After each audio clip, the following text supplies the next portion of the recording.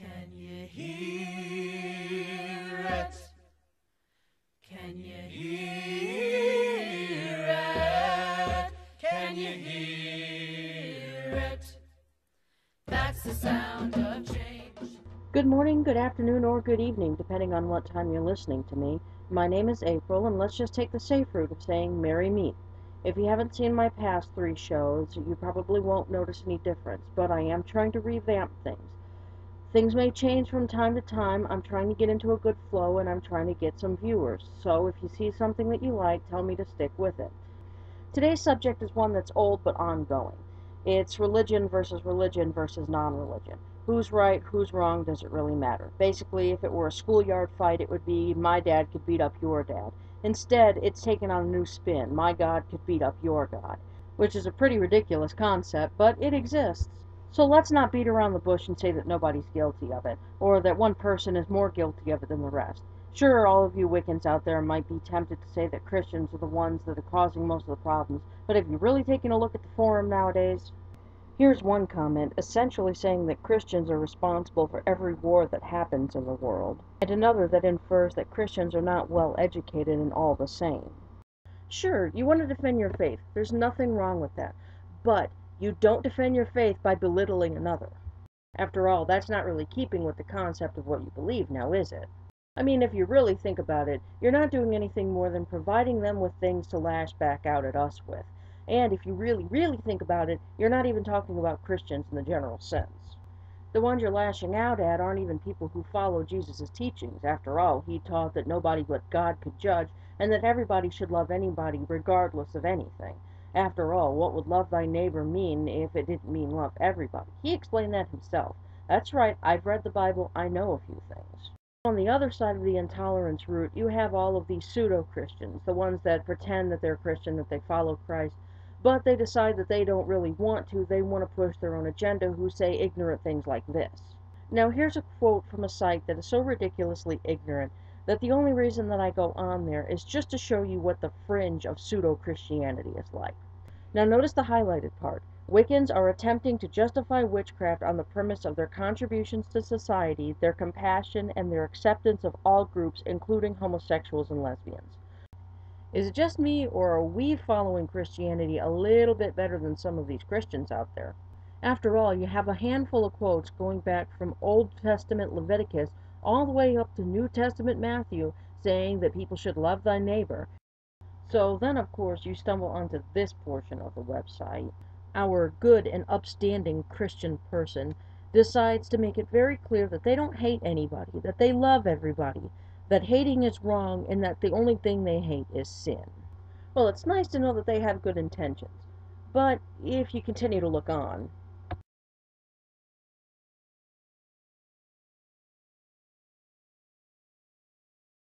I'm not so sure you call the people that you love wicked, liars, or thieves.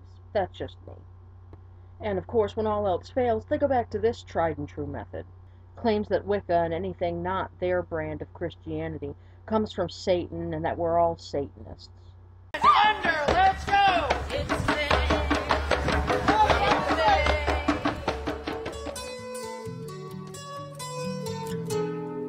By the love of the goddess, may you never thirst. May you never thirst. And by the love of the god, may you never hunger. May you never hunger. What are you making? Let's see, I got 2 turkey burgers left, 2 regular burgers, and hot dogs. All right, let's see if I can tell the difference.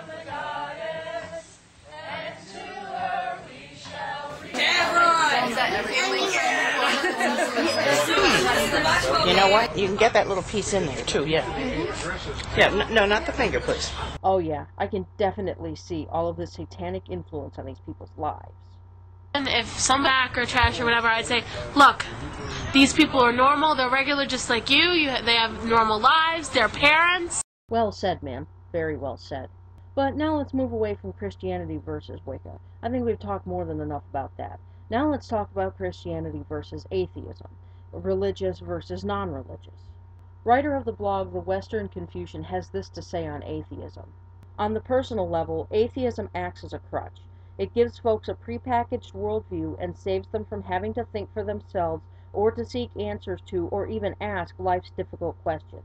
Atheism is the opiate of the egotistical.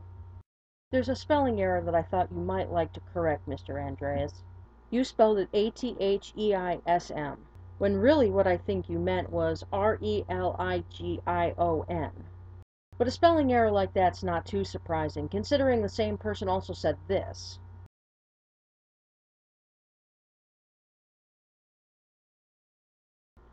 Atheism doesn't give a prepackaged worldview, it gives a no-packaged worldview. Atheism allows for the greatest range of free thought out of any of the possible groups anybody could be involved with. In fact, I was an atheist between the times that I had gotten away from Christianity and came to paganism. I used to call myself a Wiccan, not so much anymore, but I am still a pagan at heart. And what I learned during my time of atheism was simply that I was looking for evidence. I was looking for a reason to believe in something. That really is all atheists are asking for, is evidence, proof of why they should believe in something that they can't see. And all your preaching and Bible quoting isn't going to help anything. That's not proof. If I read to you from Little Red Riding Hood, would you then believe that a wolf could talk? Would you then believe that a wolf was stalking a little girl through the woods, ate her grandmother, and then tried to eat her by dressing up as said grandmother? I don't think so. All atheists are asking for is to be left alone with their atheism. It's not hurting anybody for somebody to be out there questioning whether or not there's a God. I know that most people say that if you question whether or not there's a God, that's agnosticism, but really atheists are in the same boat. Every now and then, everybody has a question as to whether God exists or not. So, what does it really matter? If there is a right religion, we probably don't know it anyway. All we can do is try to live our lives the best we can. Jesus didn't come here in order to cram religion down people's throats. In fact, he tried to free people from religion. Why do you think he was so upset with the Pharisees? He tried to liberate people into their own spiritual paths, and what happened after he died? Everybody just crammed themselves back into a religion again. So that brings us to our enlightened soul of the week. Every now and then, when possible, I'm going to try and find a person who displays enlightened characteristics. Some of these may be old, but I believe that they deserve their attention and their time in the sun. So this week's Lucky Enlightened Soul is Keith Pratt, a poster on About.com. Keith Pratt's response is one I believe should be the response of many Christians out there, especially ones who believe in the ideas of Christ. That's why this week Keith Pratt is our Enlightened Soul of the Week. That's it for this episode. This has been A Wiccan Mind on Film. I thank all of you for tuning in, and I hope that you'll tune in next time. Next week's topic is up for consideration. If anybody has any ideas, please send them in. Otherwise, I'll just post up whatever I happen to think I want to post up. Until next time, blessed be, and have a great day.